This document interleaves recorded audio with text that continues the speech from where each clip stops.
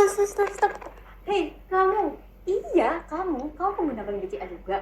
Nah, kalian pernah kepikiran nggak sih bagaimana uang kita itu dikelola sama bank ini? Nah, di video kali ini kita bakal kupas tuntas laporan keuangan Bank Sentral Asia. Perkenalkan, saya Ilham Mulia, NRP terakhir 042 dari Prodi Bisnis Digital. Di sini saya akan menjelaskan berbagai komisaris. Itu punya struktur organisasi berdiri Dewan Komisaris. Mereka adalah pengawas utama yang memastikan perusahaan tetap berada di jalur yang benar. Dewan ini dipimpin oleh Presiden Komisaris, yaitu Jaja Setiamaja bersama Tony Kusnadi sebagai komisaris, serta para komisaris independen, yaitu Sirinus Harinowo, Raden Pardede, dan Sumantri Slamet. Sebagai penjaga tata kelola, mereka berperan sebagai arahan strategis, menjaga keseimbangan, dan memastikan setiap keputusan diambil demi kepentingan jangka panjang perusahaan. Perkenalkan, nama saya Tadoli Al-Habsyi, NRP 5056251005 dari Prodi Bisnis Digital. Nah, sekarang nih, di balik kemajuan BCA, pasti ada sosok di baliknya. Di sini saya akan memberitahu siapa saja sih sosok-sosok Dewan Direksi BCA. Presiden Direktur Hendra Lembong bertanggung jawab atas koordinasi umum serta membawakan divisi audit internal. Pernah menjabat sebagai Chief Transformation Officer di Bank CIMB Niaga Tbk Indonesia. Selanjutnya, dia pernah menjadi Chief Fintech Officer dan CEO Group of Transaction Banking CIMB Group Malaysia, dan masih banyak lagi.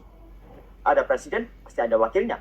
Wakil Presiden Direktur Arman Wahyudi Hartono sebagai mengawasi Direktur Jaringan Cabang dan Direktur Transaksi Perbankan, serta bertanggung jawab atas operasional seperti e-channel, layanan internasional, kredit, cabang operasi, kontak center, dan layanan digital, serta John Kosasi sebagai mengawasi Direktur Cash Management dan Direktur Perbankan Konsumen, bertanggung jawab atas divisi komersial dan CIMB, memantau BCA Insurance dan BCA Syariah.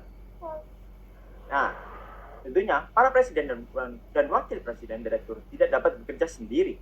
Adapun direktur BCA sendiri adalah sebutan Rudi Susanto, Yanawati Suwono Santoso, Haryanto Tiara Budiman, Franky Chandra Kusuma, Antonous Widodo, Yono, dan Hendra Kahumia Harja. Apa sih tugas komisaris dan direksi? Komisaris memiliki tugas melakukan pengawasan terhadap kebijakan dan jalannya perusahaan yang dibuat oleh direksi, memberikan nasihat kepada direksi agar pelaksanaan tata kelola perusahaan, dan yang ketiga, tidak terlibat secara langsung dalam pengambilan keputusan dan operasional harian. Nah, sekarang tugas direksi ini apa aja sih? Yang pertama, pasti memimpin dan mengurus perusahaan sesuai dengan anggaran dasar dan peraturan perundang-undangan. Kedua, menyusun dan melaksanakan rencana jangka panjang dan rencana kerja. Tentunya ada anggaran perusahaan, sekaligus membuat laporan keuangan dan menyampaikan kepada komisaris, serta yang terakhir mewakili perusahaan di hadapan pihak ketiga. Perkenalkan, saya Nana Zahra, nomor NRP terakhir 030 dari Prodi Bisnis Digital. Di sini saya akan menjelaskan mengenai komposisi pemegang saham Bank Sentral Asia atau yang biasa dikenal BCA. Sumber data yang saya gunakan dari website resmi BCA. Bisa kita lihat di layar, komposisi kepemilikan saham BCA per tanggal 31 Desember 2024 terbagi menjadi dua kelompok besar. Yang pertama adalah PT Dwi Muria Investama Andalan dengan kepemilikan sebesar 54,94% dan sisanya kepemilikan publik dengan jumlah 45,06%. Nah, apa sih maksud dari angka tersebut? PT Dwi Muria Investama Andalan adalah pemegang saham pengendali BCA. Perusahaan ini dimiliki oleh dua tokoh penting, yaitu Robert Budi Hartono dan Michael Bambang Hartono, yang dikenal sebagai pemilik Jarum Group. Karena kepemilikan lebih dari 50%, PT Dwi Muria Investama Andalan memiliki hak suara mayoritas dan bisa disebut sebagai pihak pengendali perusahaan. Sementara itu, kepemilikan publik sebesar 45,06% dimiliki oleh berbagai investor di pasar modal. Investor ini terdiri dari dua jenis, yaitu investor institusi dan investor individu. Beberapa contoh investor institusi yang cukup besar dari luar negeri itu ada GICPT Ltd dari Singapura dengan sekitar saham 1,46%, dan juga ada FMR LLC dari Amerika Serikat sekitar saham 1,44%, serta ada pengusaha besar dari dalam negeri yaitu Anthony Salim dengan hampir saham 1%. dan sisanya tersebar ke investor retail yaitu masyarakat umum yang membeli saham BCA di bursa. Hal ini menunjukkan bahwa meskipun saham BCA 50% lebih dimiliki oleh keluarga Hartono melalui PT Dwi Muria Investama Andalan, BCA tetap sangat terbuka terhadap publik dan dengan hampir setengah dari sahamnya beredar di masyarakat, sehingga transparansi dan akuntabilitas BCA sebagai perusahaan publik tetap terjaga. Sekarang kita masuk ke laporan posisi keuangan Bank BCA per 31 Desember 2024. Di sini terlihat bahwa total aset BCA mencapai Rp 1.449 triliun, naik dibandingkan tahun sebelumnya yang sebesar Rp 1.408 triliun. Peningkatan ini mencerminkan pertumbuhan bisnis dan stabilitas keuangan bank. Dari sisi liabilitas, jumlahnya sebesar Rp 1.177 triliun. Sebagian besar masih berasal dari simpanan nasabah sebagai sumber utama dana. Sementara itu, ekuitas BCA juga mengalami peningkatan signifikan menjadi Rp 262 triliun, naik dari Rp 242 triliun pada tahun 2023. Kenaikan ini terutama ditopang oleh pertumbuhan laba yang ditahan. Secara keseluruhan, laporan posisi keuangan ini menunjukkan bahwa BCA mampu menjaga pertumbuhan aset dan memperkuat ekuitas, yang berarti bank berada dalam kondisi sehat dan stabil untuk menghadapi tantangan ke depan. Nah, lalu seberapa besar sih keuntungan yang didapat Bank BCA dari kegiatan operasionalnya? Halo semua, kenalin, nama aku Eka, aku dengan NRP 026. Jika kita lihat dari laporan laba rugi berikut, kita bisa lihat bahwa Bank BCA memiliki keuntungan sebesar Rp54,8 triliun pada tahun 2024. Keuntungan ini tuh meningkat 12,74% dari tahun 2023 yang hanya sebesar Rp48,6 triliun. Pada laporan laba rugi ini juga bisa kita lihat berbagai beban pembiayaan yang ditanggung oleh Bank BCA, yang mana ternyata alokasi beban biaya terbesarnya terletak pada beban biaya gaji pegawai yang sebesar Rp17 triliun.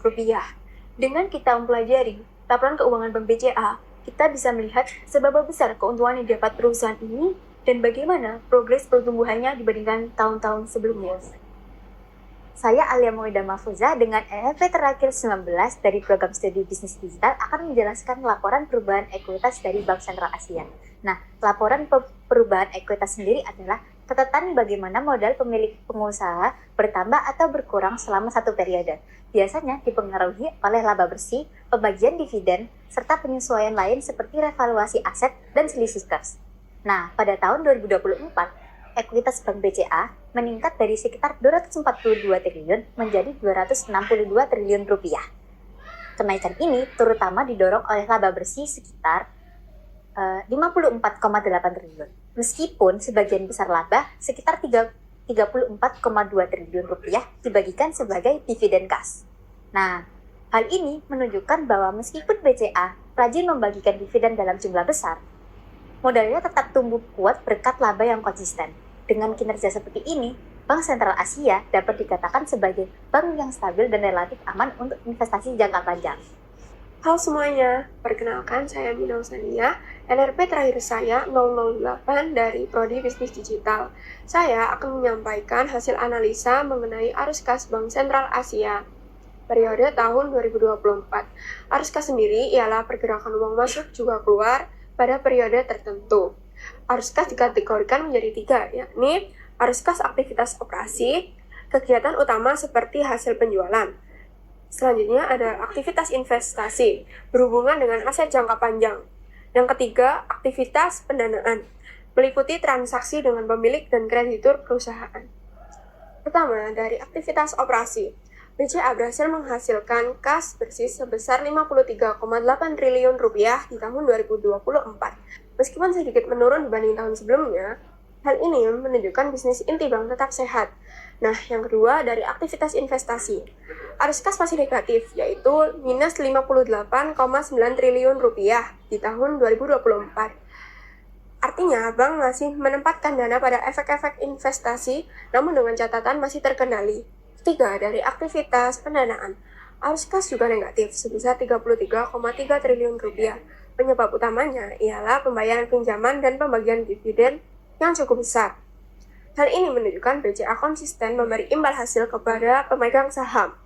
Secara keseluruhan, BCA mengalami penurunan kas bersih sekitar 38 triliun rupiah pada 2024, sehingga saldo akhir tahun turun menjadi 85 triliun rupiah dari sebelumnya, yakni 124 triliun rupiah. Dari jajaran komisaris hingga direksi, dari pemegang saham hingga laporan keuangan, semuanya adalah potongan puzzle dengan gambaran besar perusahaan.